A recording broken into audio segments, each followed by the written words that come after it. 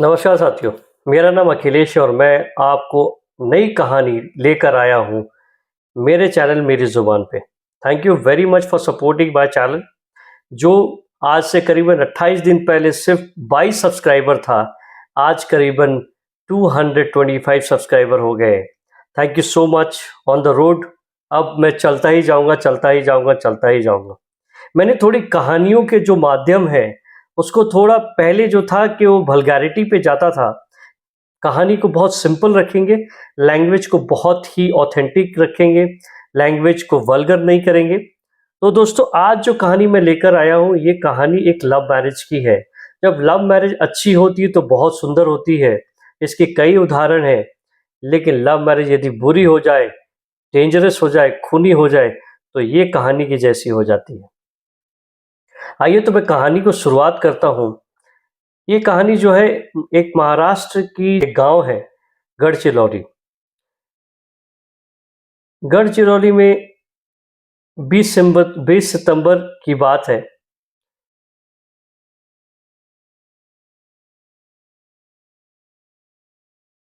ये आज की कहानी जो है is all about a person who stays in Maharashtra. Maharashtra में एक जगह है गढ़चिरौली। गढ़चिरौली में एक फैमिली रहती है जिसके मुखिया का नाम है शंकर कुम्हारे और उनकी पत्नी का नाम है विद्या कुम्हारे। शंकर कुम्हारे अपनी फैमिली के साथ वहां रहते हैं। एक दिन शंकर कुम्हारे कहते हैं कि उसकी उनके शरीर में काफी दर्द आ रहा है और बॉडी में पेन हो रहा है, हाथ में पेन हो रहा है, सर पे दर्द हो रहा है और ये पेन जो है अनबेरेबल है। तो पहले ये तो लोग सोचते हैं कि चलो ठीक है, कुछ ऐसी होगी, आसपास नॉर्मल दर्द होता है, ऐसे वैसे होता होगा, वायरल फीवर होगा। तो वहीं के आसपास के डॉक्टर को दिखाते हैं, लेकिन कुछ होता नहीं है। और कुछ होता नहीं है तो उनको अस्पताल ले जाया जाता है। वहाँ कुछ दवाई ववाई दी जाती है, लेकिन दवाई कुछ होता नहीं है। और होता यूं है कि 20 सितंबर को शंकर कुमारी की मौत हो जाती है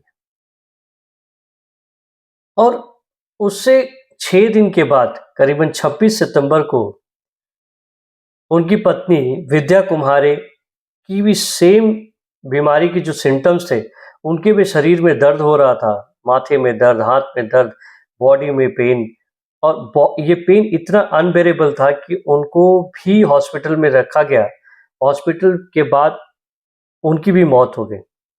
अब एक ही परिवार के दो लोगों की मौत हो गई, पूरे गांव में हल्ला हो गया, भैया एक परिवार में दो लोग, ये क्या हो सकती है। शंकर कुमारी की एक बेटी थी कोमल, जो कि उसके घर आई थी क्योंकि पिताजी का देहांत, फिर उनकी माताजी का देहांत। तो बेटी कोमल आई थी घर पे और वो अपनी एक छोटी बच्ची के साथ भी आई थी। और कुछ दिनों के बाद कोमल ने भी यही शिकायत की कि उनके सर, पैर और हाथ में बहुत तेज दर्द हो रहा है। इसी के बीच आप देखिए, इनको भी अस्पताल ले गया गया और वैसे ही इन दोनों की मौत हो गई। मतलब अभी करीबन 6-7 दिन के अंदर करीबन 4 लोगों की मौत ऑलरेडी हो चुकी है। तभी गांव के एक, उनकी जब पूजा पाठ हो रही थी, उसी में बहुत लोग आए थे, उसमें से भी दूर के एक रिश्तेदार उसके घर आए थे और वो लेकर आए थे ड्राइवर को। और ड्राइवर और ये जो मेहमान थे, मेहमान ने भी यही कंप्लेन की कि वो भी, उनका भी सर दुख रहा है, शरीर दर्द हो रहा है। ड्राइवर को भी सेम सिम्टम्स थे। अब इन्होंने भी घबरा के आनन फानन में ये भी जाकर अस्पताल में एडमिट हो गए। अब 4 लोगों की मौत हो चुकी है, 2 लोग अस्पताल में हैं। इसी शंकर कुम्हारे का जो छोटा बेटा था, वो दिल्ली में रहता था। वो कुछ दिनों के लिए अपने माता पिता के अंतिम संस्कार में आया हुआ था गांव। और जब गांव में काम खत्म हो गया, क्रिया खत्म हो गई, काम क्रिया खत्म होने के बाद वो दिल्ली जाता है। दिल्ली जाते ही उसे भी सेम बीमारी होती है। उसको भी सर में दर्द, बॉडी में दर्द, chest pain, head pain, hand pain, सारे पेन होते हैं। और ये जब ये देखता है कि उसके इस दर्द से, इस तरह के सिम्टम से उनके माता पिता नहीं बच पाए, उनकी बहन नहीं बच पाई, उसकी बेटी नहीं बची, तो ये घबरा गया। उसने अपने भाई को बताया इस बारे में, जो कि वहाँ रहता नहीं था। ये अपने आप को एडमिट करता है। तो अभी देखिए अस्पताल में शंकर कुमारे का छोटा बेटा और वो पड़ोसी और साथ में उसका ड्राइवर, तीनों अस्पताल में, और सभी घबराए हुए हैं क्योंकि उनको सबको मालूम है कि ये जो सिम्पटम्स था जिसके वजह से नया ऐसी कैसी बीमारी हो सकती है कि सब इस बीमारी के चपेट में आके मौत हो जाती है। अब सबको लगने लगा कि अब ये लोग नहीं बचेंगे। जब ये मौत हो रही थी तो लोगों को ये समझ में आ रहा था, उनको जैसे गाँव में होता है एक्चुअल, सब ये सोच रहे थे कोई जादू टोना होगा, टोटका होगा, आज शायद परिवार पे कोई श्राप आया होगा इसलिए ऐसा हो रहा मौत। लेकिन ये बात कुछ हजम नहीं हो रही थी।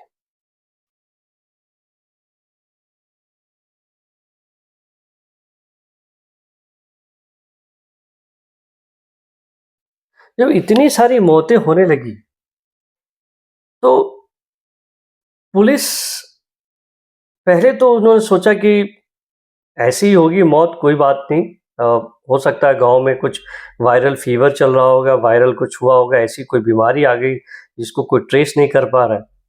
और डॉक्टर्स भी कुछ कह नहीं पा रहे थे क्योंकि उनको समझ में नहीं आ रहा था कि वो बीमारी क्या है।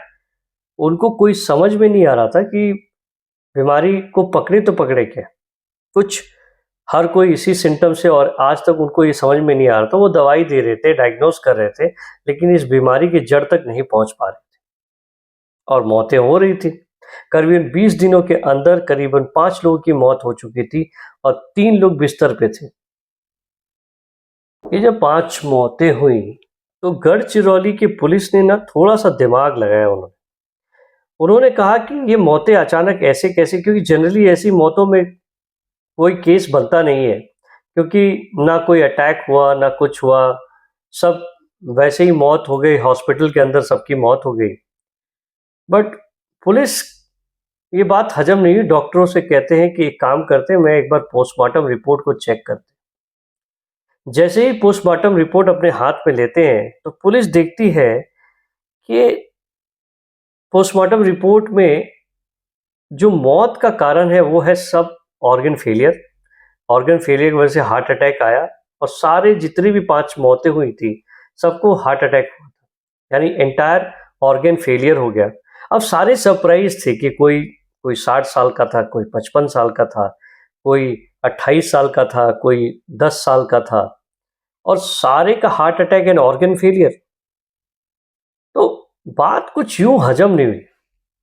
अब पुलिस फिर से अंदर जाना चाहती थी, इस केस के अंदर जाने लगी। तब उन्होंने डॉक्टर से बात पूछी कि कोई और सिम्टम्स आपको लगा कि कुछ ऐसा हो सकता है?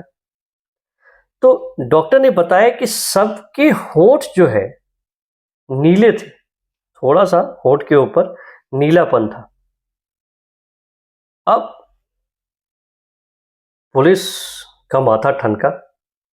अब पुलिस सोचती है कि अब केस कहाँ से स्टार्ट किया जाए?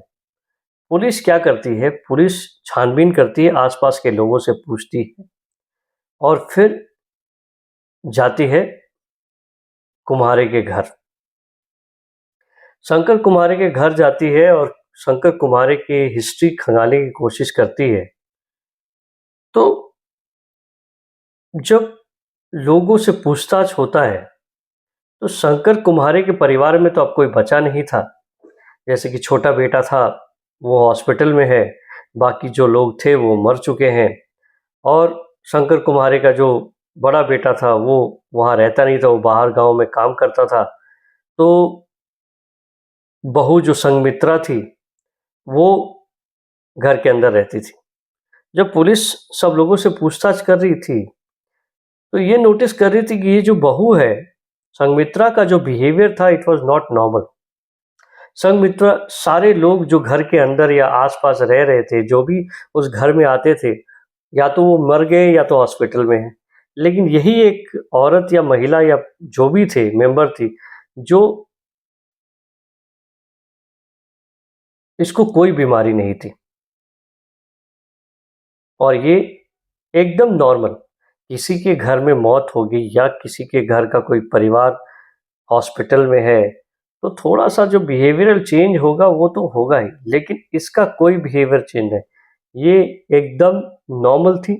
तो अब जैसे पुलिस का दिमाग ठनका, अब पुलिस ने डिसाइड किया कि इस लड़की के बारे में कुछ जानकारी जुटाई जाए।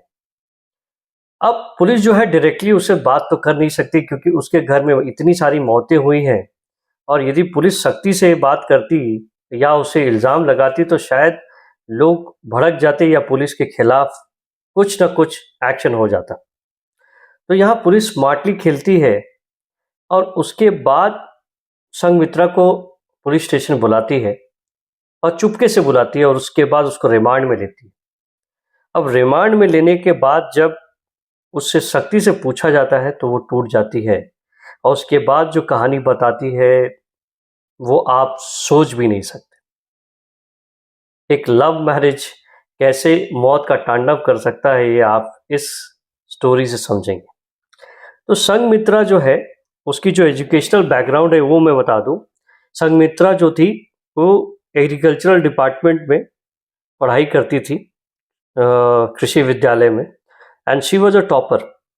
दैट मीन्स कि वो जो आजकल के पेड़ पौधे पे कीड़ों से बचाने के लिए वो केमिकल्स यूज़ करते हैं, उसके बारे में काफ़ी जानकारी थी। और since she was a topper, topper यानी उसे तो बहुत कुछ आता होगा। बस इसी पढ़ाई के दौरान संमित्रा को शंकर इसी पढ़ाई के दौरान शंकर कुम्हारे के बेटे से प्यार हो जाता है, और वो डिसाइड करते हैं कि हम एक दूसरे से शादी कर लेंगे। लड़का पक्ष शंकर कुम्हारे के परिवार को कोई आपत्ति नहीं थी, लेकिन सिंस संघमित्रा के परिवार दूसरे कास्ट का था, मतलब ऊंचे कास्ट का था, उनको ये शादी मंजूर नहीं थी। बट फिर भी संघमित्रा भागकर संघमित्रा भागकर शंकर कुम्हारे के बेटे से शादी कर लेती, और दोनों शंकर कुम्हारे के साथ रहने लगती। इसी दौरान संघमित्रा के माता पिता ये सोचकर, उनके हिसाब से, कि उनकी बेटी ने उनकी नाक कटा दी है, किसी छोटे जात से शादी करके उसकी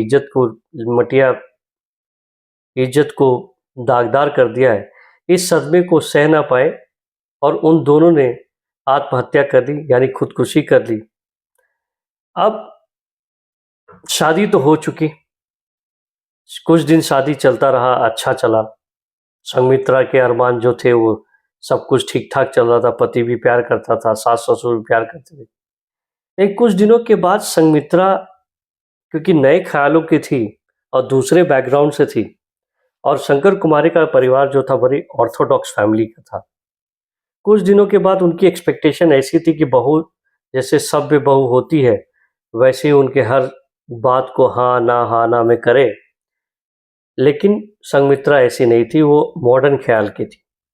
तो इसी तरह कुछ दिनों के बाद इनके रिश्तों में खटास आने लगी, और कहीं ना कहीं संघमित्रा के मन में ये भी था कि जस्ट बिकॉज इनके वजह से हमने शादी की, जिसके वजह से मैंने अपना घर छोड़ा, जिसके वजह से मैंने अपने माँ बाप को खो दिया, शायद इन्हीं की वजह से आज मैं अपनी ज़िंदगी को जी नहीं पा रही।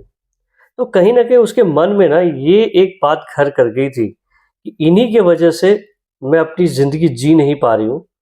और उसने एक ऐसा फैसला लिया जो कि आप सोच भी नहीं सकते।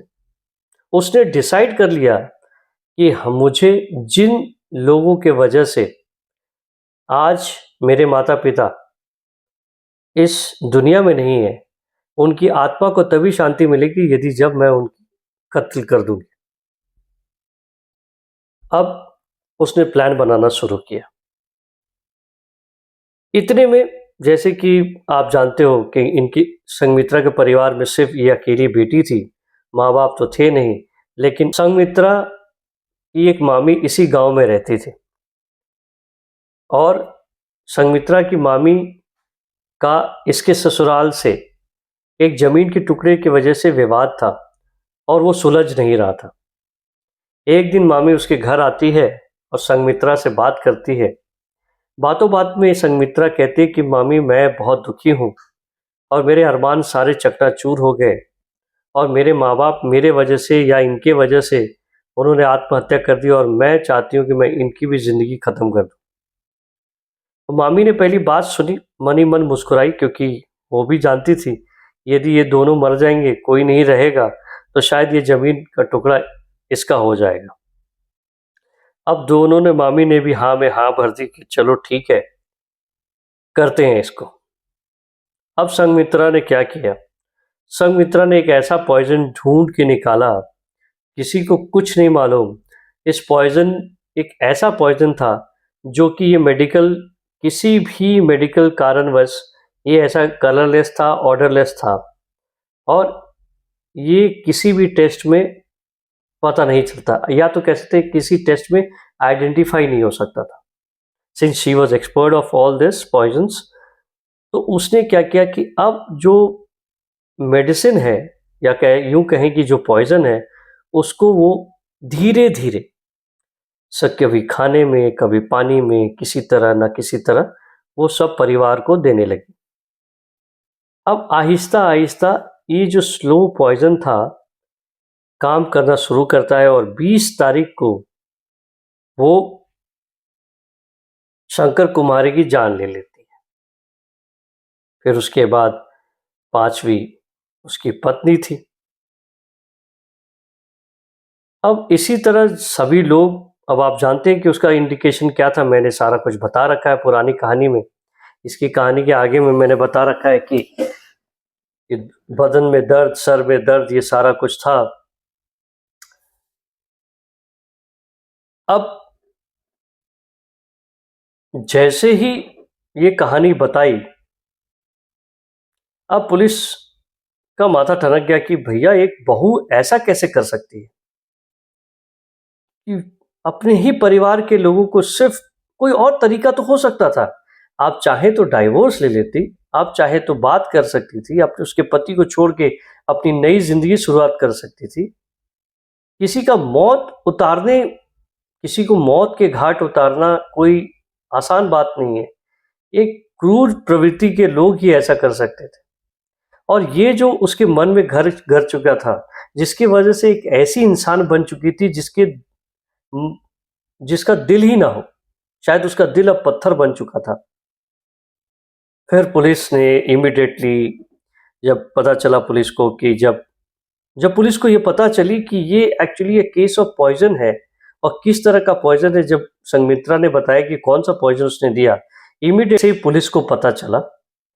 पुलिस ने इमीडिएटली एक्ट किया। सबसे पहले अस्पताल के डॉक्टरों को बताया कि केस पॉइजन का है, पॉइजन डोनेशन का है। डॉक्टर ने उसी तरह उसका मेडिसिन इलाज किया। आज सारे लोग बच चुके हैं। इसमें सिर्फ 5 लोगों की मौत हुई है। करीबन 20 दिन के अंदर एक बहू ने 5 लोगों की मौत को अंजाम दे दिया। आई होप ये कहानी आपको पसंद आई होगी दोस्तों, और यदि पसंद आई है तो please do like, share and subscribe. तब तक मैं दूसरी कहानी की तैयारी करता हूँ।